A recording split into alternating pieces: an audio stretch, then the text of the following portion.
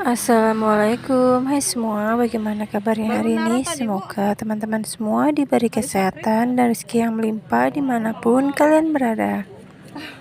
Untuk video kali ini saya record di saat malam minggu ya.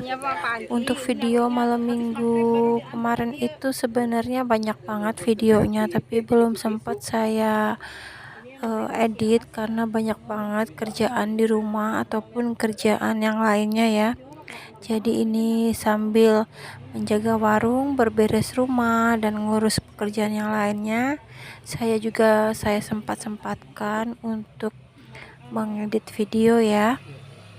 Semoga teman-teman tidak bosan ya menonton video saya, karena memang videonya itu hanya itu-itu aja, kegiatan saya di rumah dan kegiatan saya di warung sembako. Terkadang saya selipkan dengan video saya di warung kopi ya. Dan untuk video kali ini saya akan mengajak kalian untuk membahas cara agar pembeli tetap setia belanja di warung kita ya. Jadi mereka itu tidak pindah ke warung yang lain. Jadi untuk masalah ini ada beberapa faktor yang menyebabkan ataupun yang bisa membuat pelanggan tetap setia belanja di warung kita. Jadi bagi teman-teman yang masih mencari info mengenai warung sembako yang memang sedang merencanakan membuka usaha warung sembako ini, boleh kalian simak ya videonya hingga selesai agar bisa menjadi referensi kalian ke depannya saat membuka usaha warung sembako ini ya. Ini adalah tips-tips pengalaman saya sendiri ya. Mungkinan ada beberapa teman yang mungkin juga mempunyai tips lainnya agar pembeli tetap belanja di warung kita ya. Tapi untuk saya pribadi ada beberapa faktor ya agar pembeli itu tetap setia belanja di warung kita. Untuk pengalaman saya, faktor pertama yang memang bisa membuat pelanggan tetap rajin atau betah belanja di tempat kita yaitu keramahan dan kesopanan kita ya. Ini menurut saya paling penting banget, karena memang di warung sembako ini pasti untuk pembeli itu bermacam-macam sifatnya ya. Tapi kita sebagai pedagang memang istilahnya kita mempunyai kewajiban untuk selalu ramah kepada pembeli, mau itu pembelinya cerewet ataupun yang lainnya. Memang kita sebagai penjual barang diwajibkan agar selalu ramah agar pembeli nyaman belanja di tempat kita. Kemudian faktor selanjutnya yaitu kelengkapan produk kita. Ini juga penting ya. Tapi kalau untuk pedagang ataupun kalian yang baru memulai usaha warung kopi atau warung sembako, memang susah banget ya untuk melengkapi barang dagangan kalian. Namanya juga pemula, apalagi modal kalian masih pas-pasan ya. Yang penting barang yang kalian jual adalah barang-barang yang memang benar-benar diperlukan oleh penduduk sekitar ya.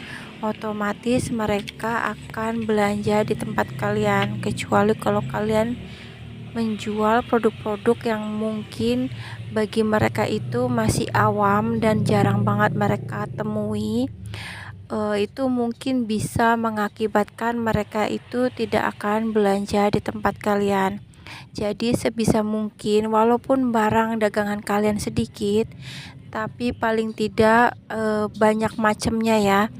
Apalagi seperti Indomie itu wajib banget kalian sediakan beberapa varian, karena memang kalau untuk Indomie itu setiap orang itu selera beda-beda. Jadi kalian kalau baru memulai usaha warung sembako ini tidak perlu banyak-banyak, yang penting macam-macam, tapi kalian harus bisa tahu ya apa aja sih produk-produk yang memang penduduk sekitar sukai, baru kalian bisa lengkapin dengan produk-produk yang mereka memang butuhkan.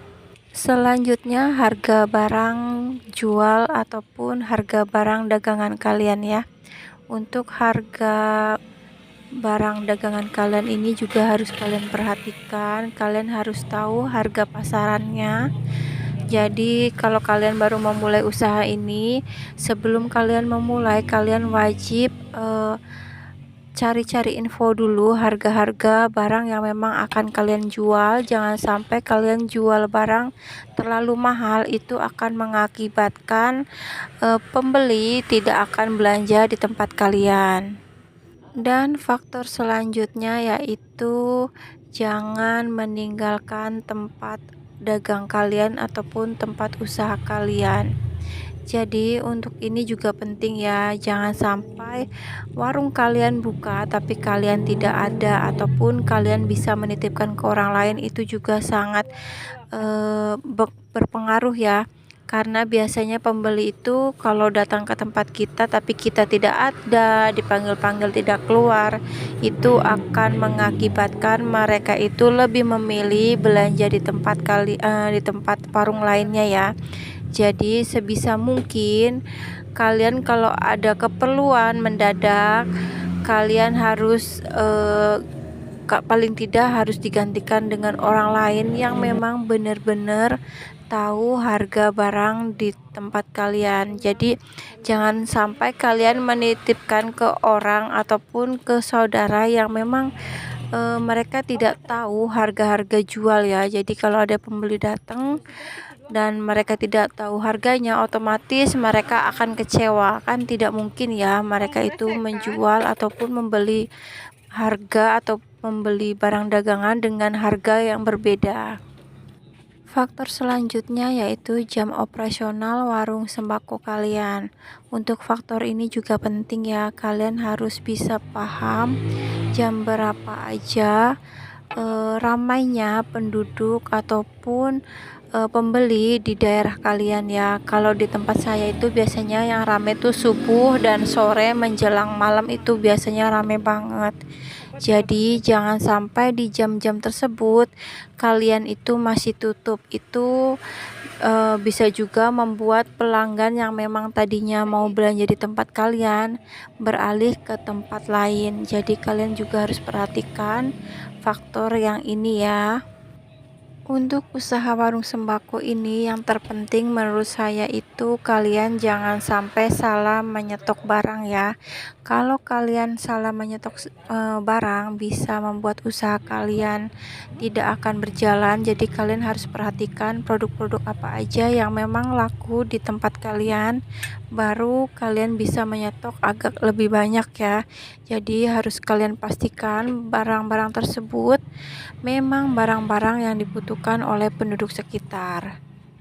Itulah beberapa faktor yang bisa membuat pembeli tidak lari dari warung kita ya, agar mereka selalu setia belanja di tempat kita. Jadi kalian harus perhatikan baik-baik ya. Sekian video hari ini, semoga bermanfaat untuk kalian semuanya, dan sampai ketemu di video-video selanjutnya. Assalamualaikum warahmatullahi wabarakatuh. Bye bye.